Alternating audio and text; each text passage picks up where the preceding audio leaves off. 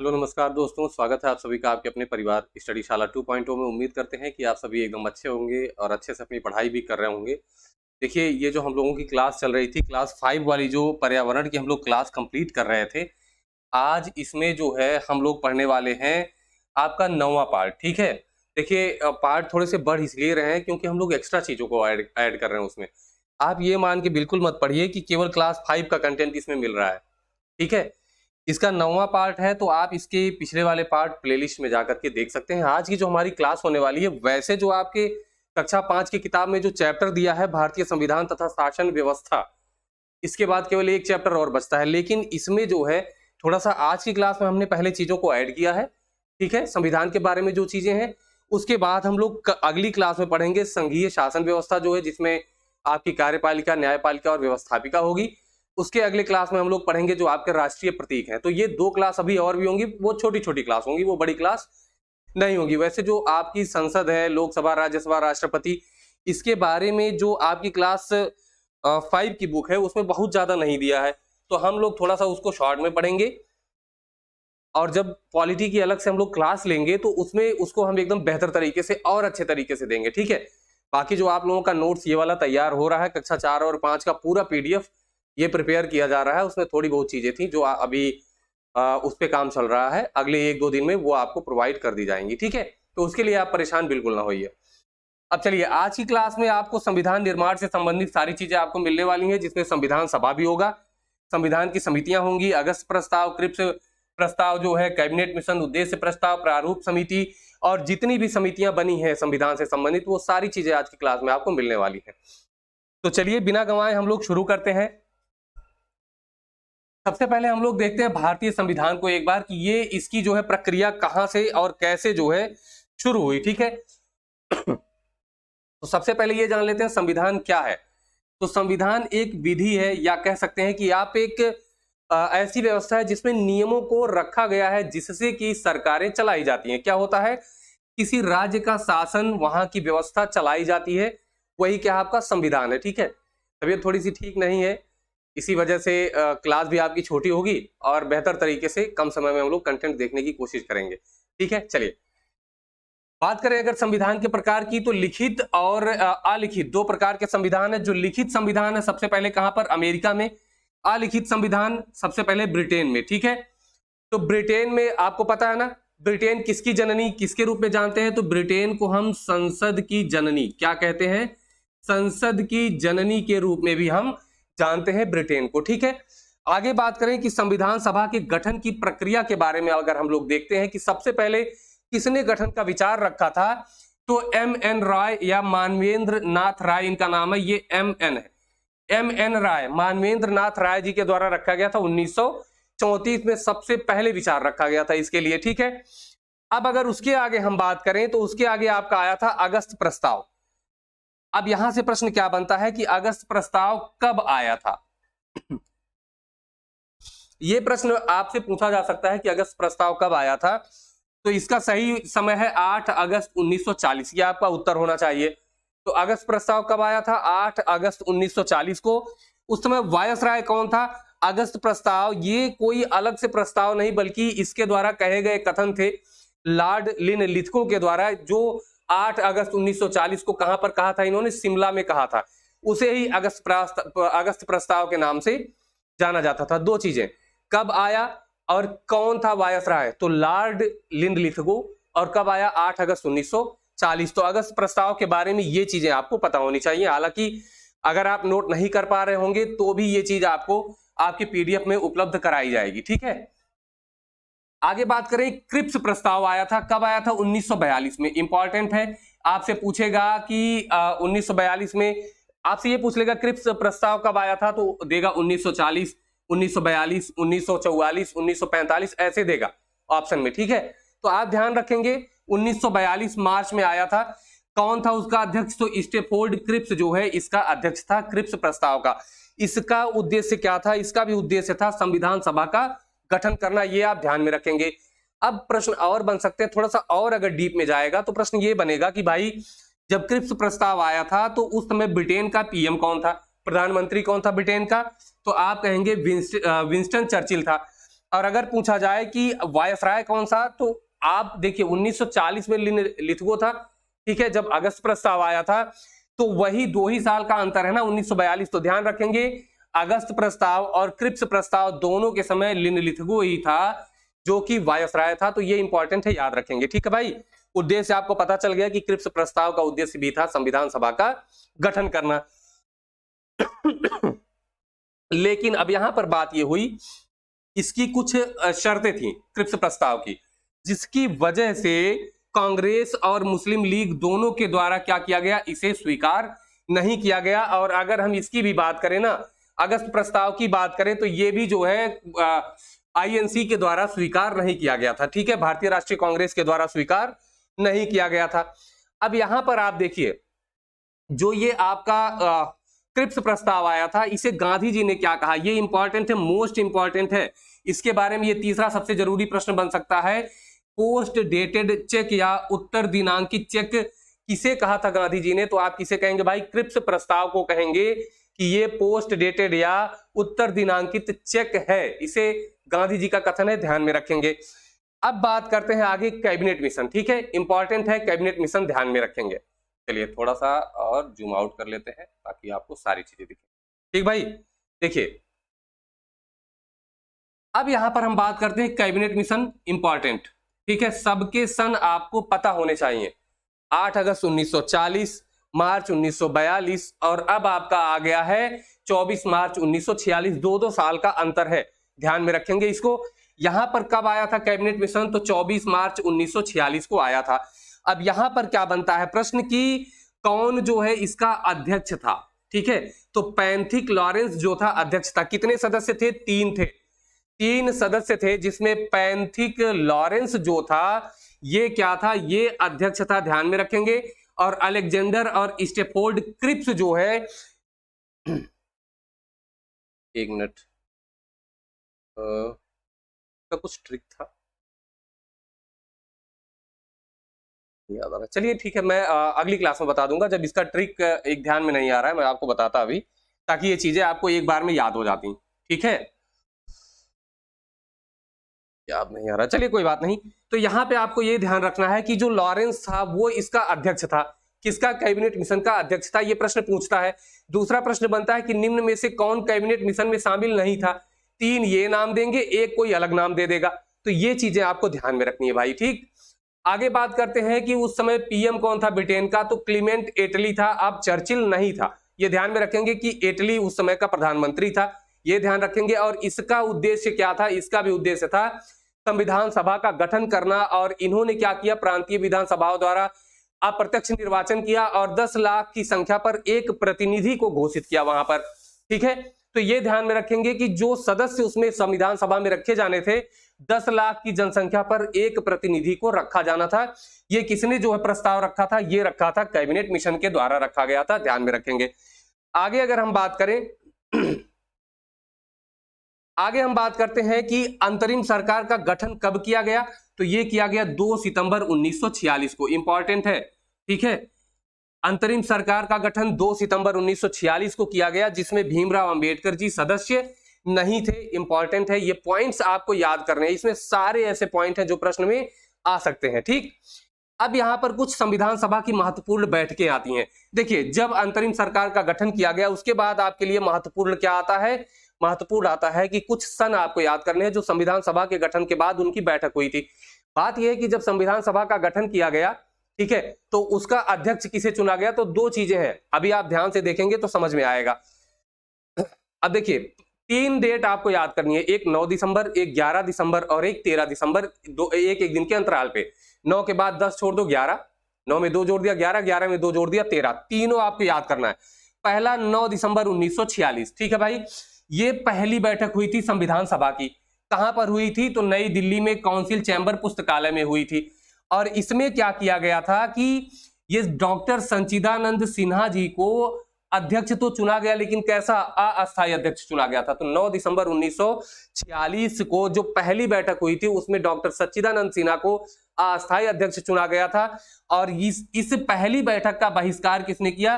तो मुस्लिम लीग ने पहली बैठक का बहिष्कार किया था। प्रश्न है आपके लिए कि मुस्लिम लीग का गठन कब किया गया था, आप लोग कमेंट बॉक्स में उत्तर जरूर दीजिएगा। अब अगर हम बात आगे करते हैं तो दूसरा डेट जो हमारा है 11 दिसंबर 1946 दूसरी बैठक हुई थी। इसमें अब अस्थायी अध्यक्ष चुने गए डॉक्टर राजेंद्र प्रसाद जी। ठीक है, पहली चीज अस्थायी अध्यक्ष चुने गए, दूसरा संवैधानिक सलाहकार भी चुना गया। किसे? BN राव जी को संवैधानिक सलाहकार भी चुना गया था। ठीक है भाई, ध्यान रहेगा। अब तीसरा जो आपका आता है डेट 13 दिसंबर 1946, इंपॉर्टेंट। ठीक है, 13 दिसंबर 1946 इसी दिन उद्देश्य प्रस्ताव प्रस्तुत किया गया था। पहले डेट पे क्या किया गया? अस्थायी अध्यक्ष। दूसरे पे क्या किया गया? अस्थायी अध्यक्ष और संवैधानिक सलाहकार। और तीसरे पे क्या किया गया? तीसरी बैठक 13 दिसंबर 1946 को क्या किया गया? उद्देश्य प्रस्ताव। अब ये प्रश्न याद रखिएगा, उद्देश्य प्रस्ताव कब पारित किया गया? 13 दिसंबर 1946 को। किसने पारित किया? जवाहरलाल नेहरू जी ने। और यही जो उद्देश्य प्रस्ताव था, यही प्रस्तावना का क्या बना? आधार बना, प्रस्तावना की रूपरेखा बनी। और प्रस्तावना की भाषा कहां से ली गई है? कमेंट बॉक्स में जाकर के छाप दीजिएगा।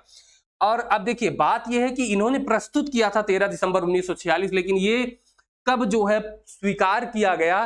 तो स्वीकार किया गया 22 जनवरी 1947 को।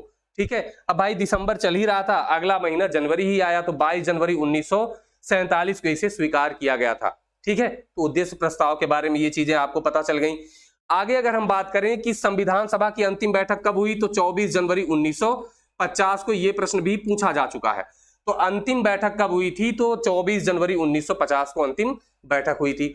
आगे अगर हम बात करते हैं तो प्रारूप समिति आपका आता है। ठीक है, प्रारूप समिति, देखिए प्रारूप मतलब क्या होता है, समझ रहे हैं ना? किसी चीज का खाका तैयार करना, ब्लूप्रिंट तैयार करना।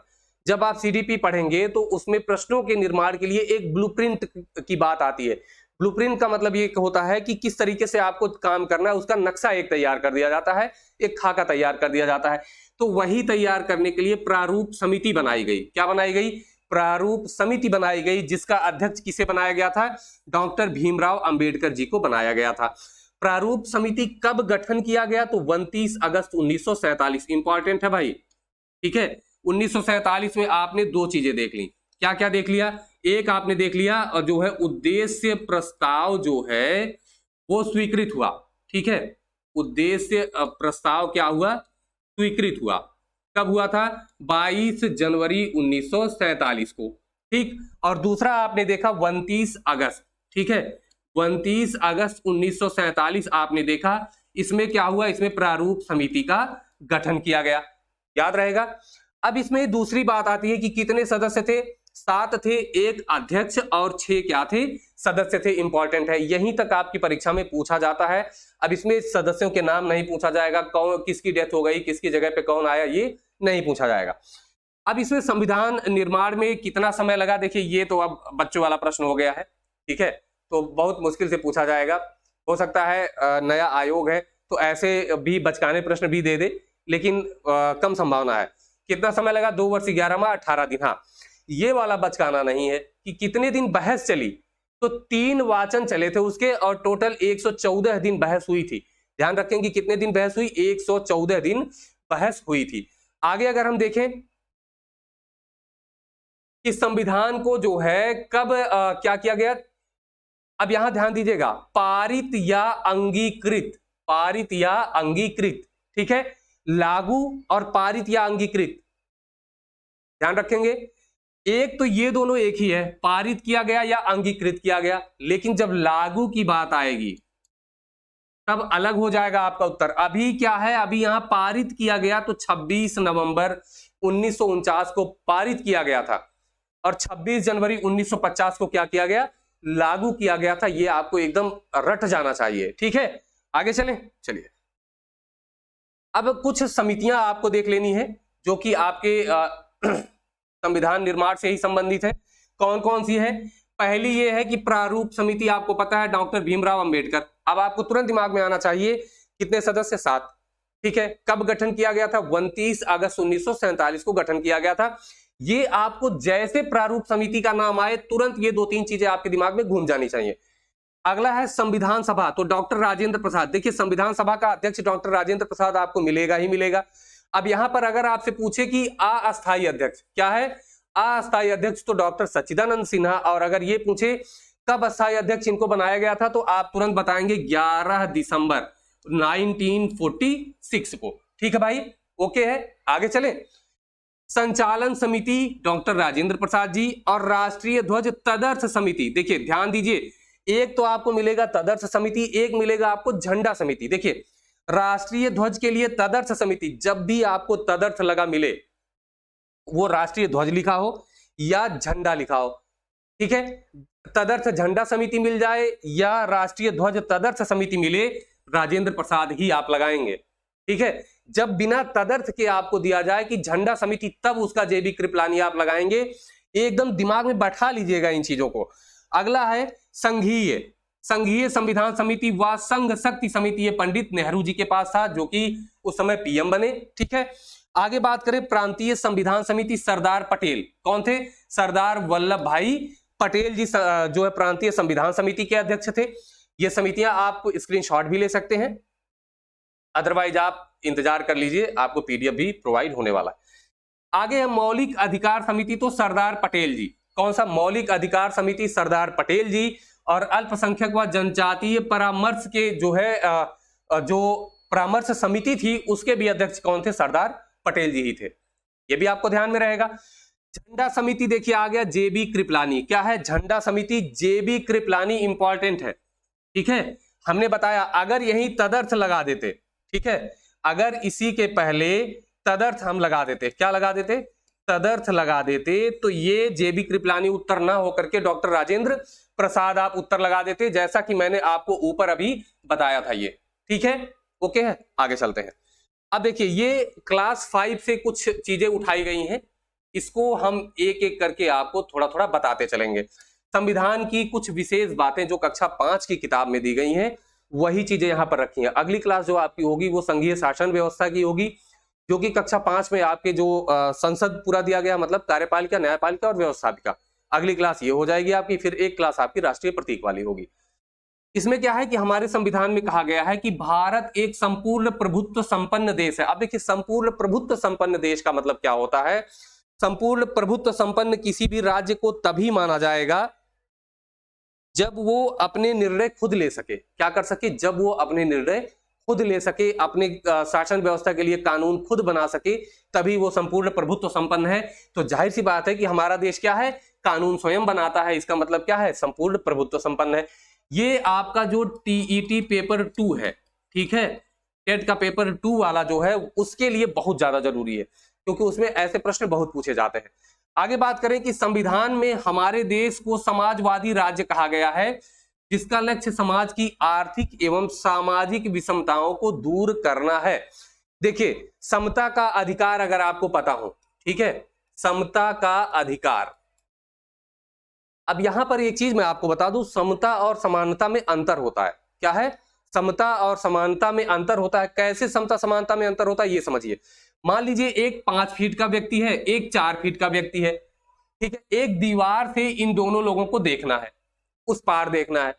अब क्या कहेंगे? हम कहेंगे नहीं, हम समान रूप से दोनों लोगों को देखेंगे। ठीक है, तो समानता क्या कहेगी कि चलो भाई ये 5 फीट का है, ये दीवार के पास एकदम पहुंच गया है, ठीक है, लेकिन उस पार नहीं देख पा रहा है। दूसरा जो 4 फीट वाला है, ये दीवार से 1 फीट नीचे ही है। तो क्या हुआ? हमने कहा कि दोनों लोगों को 1-1 फीट का हमने बॉक्स पकड़ा दिया, ठीक है, स्टैंड पकड़ा दिया, हमने कहा चढ़ जाओ उसी पे। तो अब क्या होगा? अब ये जो 5 फीट वाला था, ये तो दीवार के पार देख पाएगा, लेकिन 4 फीट वाला फिर भी दीवार के पार नहीं देख पाएगा। ये हो गई समानता।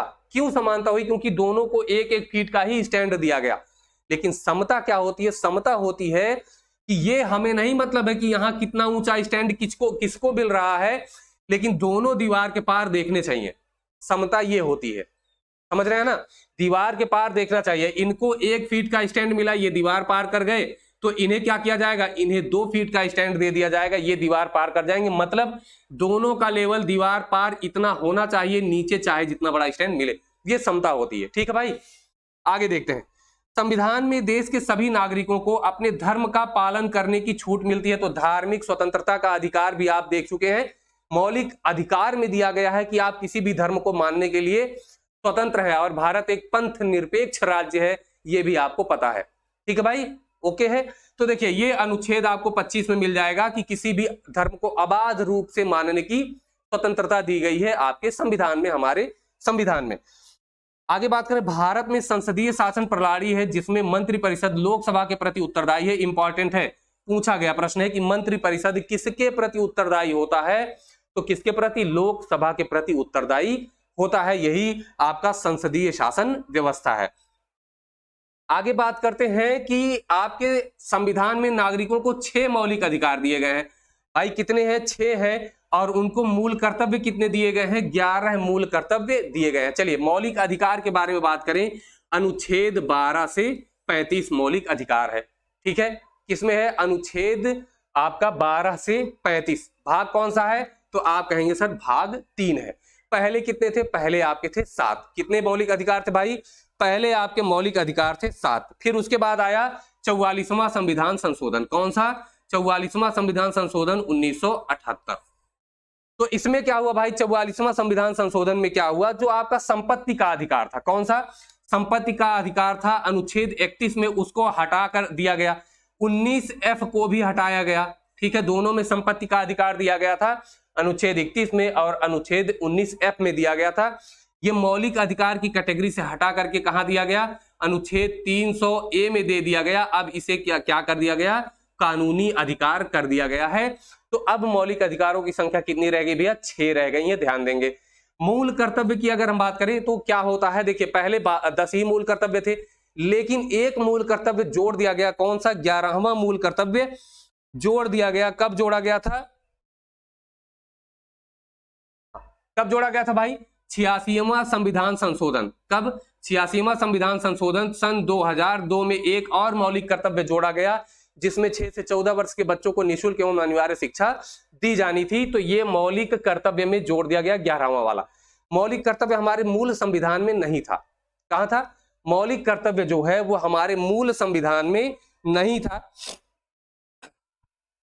चलिए, हाँ, मौलिक कर्तव्य हमारे मूल संविधान में नहीं था। कब जोड़ा गया?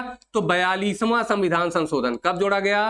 42वां संविधान संशोधन 1976 में जोड़ा गया था। कहां जोड़ा गया? भाग 4 का अनुच्छेद 51 का में जोड़ा गया। यहां पर एक प्रश्न बनता है कि किस समिति की अनुशंसा पर जोड़ा गया? तो सरदार स्वर्ण सिंह समिति की अनुशंसा पर इसे जोड़ा गया था। किस समिति की? सरदार स्वर्ण सिंह समिति की अनुशंसा पर जोड़ा गया था मौलिक कर्तव्य को, तो ध्यान में रखेंगे। आगे देखिए, केंद्र, राज्य और स्थानीय स्तर पर जनता द्वारा चुनी गई सरकार होती है। ये आपको पता है, ये क्लास 4th में भी मैंने पढ़ाया था आपको। संविधान के अनुसार देखिए, मैंने बताया था ना कि कितने उम्र के जो है आपके वोटर्स हैं जो वोट दे सकते हैं, तो 18 वर्ष या उससे अधिक की उम्र के जो वोटर्स होते हैं वो वोट दे सकते हैं। आगे बात करें अगर, देखिए संविधान में 6 से 14 वर्ष के सभी बच्चों को निःशुल्क एवं अनिवार्य शिक्षा का मौलिक अधिकार प्राप्त है। अब बात करते हैं कि कहां पर मौलिक अधिकार दिया गया, तो ये दिया गया वही 86वां संविधान संशोधन। क्या है? 86वां संविधान संशोधन, ठीक है, 2002। कहां पर दिया गया भाई? ये 21 का में क्या कर दिया गया? इसे मूल अधिकार बना दिया गया है कि अब हर एक बच्चे का मूल अधिकार है, मौलिक अधिकार है कि उसे निःशुल्क और अनिवार्य शिक्षा प्राप्त हो।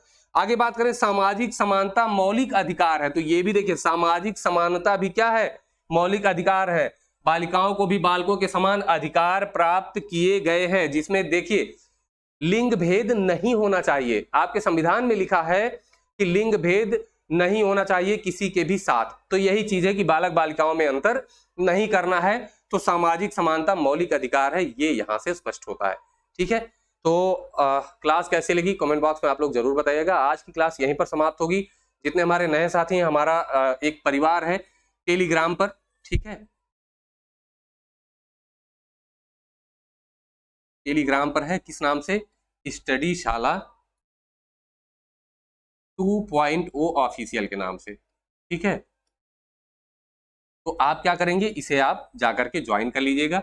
यहाँ पर आपको ज्यादातर सूचनाएं मिल जाती हैं, और ये पीडीएफ जो है बार बार आपकी डिमांड आ रही है ना, तो हम लोग भी इसी पे लगे हैं। तो ये पीडीएफ 1-2 दिन में जैसे ही तैयार हो जाती है हम आपको प्रोवाइड करा देंगे। ठीक है, तो चलिए आज की क्लास यहीं पर समाप्त करेंगे, फिर मिलेंगे नेक्स्ट वीडियो में। तब तक के लिए नमस्कार, धन्यवाद, जय हिंद।